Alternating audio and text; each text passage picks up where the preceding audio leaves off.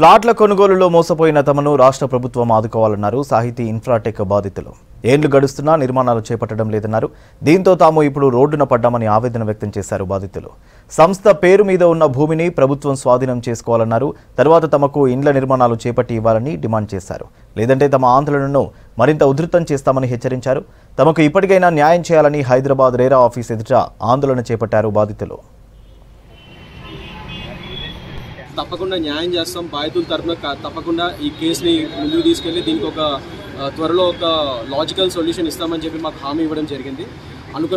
అన్న ప్రకారమే సార్ ఇప్పటివరకు అంతా కరెక్ట్గానే ఒక ఎడ్యుకేటింగ్ బాడీ పెట్టి దీనికి హియరింగ్స్ నిర్వహించి అవతల పార్టీకి గూడాటి లక్ష్మీనారాయణ ఎవరైతే మెయిన్ ఫ్రాడ్స్టర్ స్కామ్స్టర్ ఈ సాహితీ ఇన్ఫ్రాటెక్ వెంచర్స్ ఎండి ఉన్నాడు గూడాటి లక్ష్మీనారాయణ మరియు పాత ఎండి పూర్ణచంద్రరావు వీళ్ళందరూ అతను వైఫ్ అండ్ అతను కొడుకు కూడా దీంట్లో one of the partners Parvati and Satvik Gudati వీళ్ళు కూడా దాంట్లో పార్ట్నర్స్. సో వీళ్ళందరినీ సమౌన్స్ ఇచ్చి వీళ్ళందరినీ కూడా వాళ్ళకి సమౌన్స్ ఇచ్చి వాళ్ళ హియరింగ్స్కి రమ్మనే విధంగా వాళ్ళ తరఫున లాయర్ కూడా ఇప్పుడు వస్తున్నారు. సో ఈ విధంగా కేసును ముందుకు తీసుకెళ్ళడం జరుగుతుంది.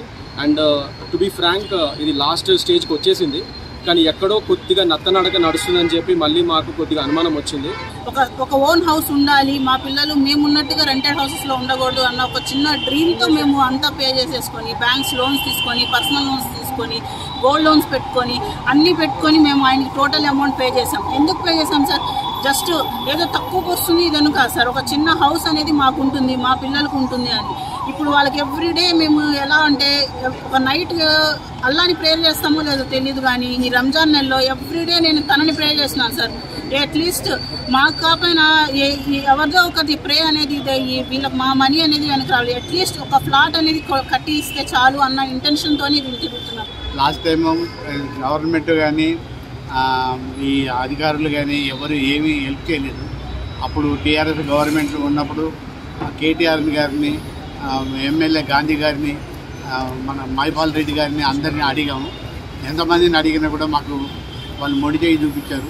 వాళ్ళ పెద్ద పెద్ద హస్తాలు ఉన్నాయి, మేము ఏం చేయలేకపోతున్నాము, మేము నిమిత్త మాత్రమే మిగిలిపోవాల్సి వచ్చింది అని అన్నారు. అప్పుడు చాలామంది అధికారులను కూడా అడిగాము, ఐఏఎస్ అధికారులని, సిసిఎస్ని అందరినీ అడిగాము. వాళ్ళు ఎవరు మాకు హెల్ప్ చేయలేదు. గత ప్రభుత్వంకి బాధ్యత అండి. ఆ పాపం చుట్టుకుంది కాబట్టి కవిత జైలుకి వెళ్ళిందండి. 20 కోట్ల రూపాయలు అక్కడి నుంచి తిన్నది, జైలుకి పోయింది. ఆ పాపం మూట కట్టుకున్నది. అది 100 కోట్లు ఆ కేటీఆర్ అందరు ఇన్వాల్వ్ అయి ఉన్నారండి ఇందులో. అందుకోసం సర్వనాశనం అయిపోయింది గవర్నమెంట్, టీఆర్ఎస్ గవర్నమెంట్.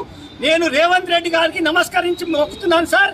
1200 మంది 1500 కోట్లు 1200 మంది 1500 కోట్లు సార్.